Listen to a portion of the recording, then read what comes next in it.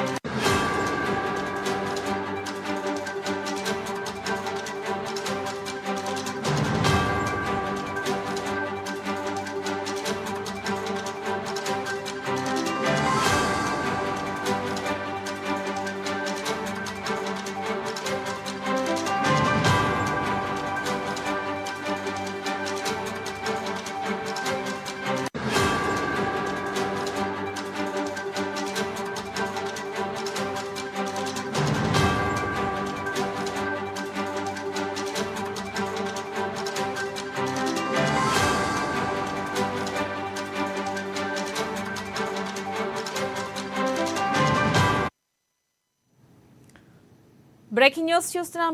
గచ్చిబౌలిలోని 400 ఎకరాల భూమి రాష్ట్ర ప్రభుత్వానిదేనని, అది అటవీ భూమి కాదని తెలంగాణ ప్రభుత్వం సుప్రీంకోర్టుకు సమర్పించిన అఫిడవిట్లో స్పష్టం చేసింది.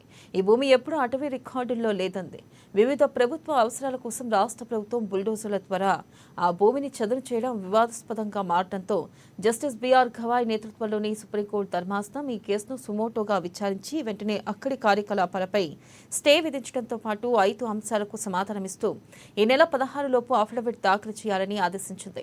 ఇక సుప్రీంకోర్టు స్పందించిన పలు ప్రశ్నలకు రాష్ట్ర ప్రభుత్వం అందుకు అనుగుణంగా అఫిడవిట్ను దాఖలు చేసింది.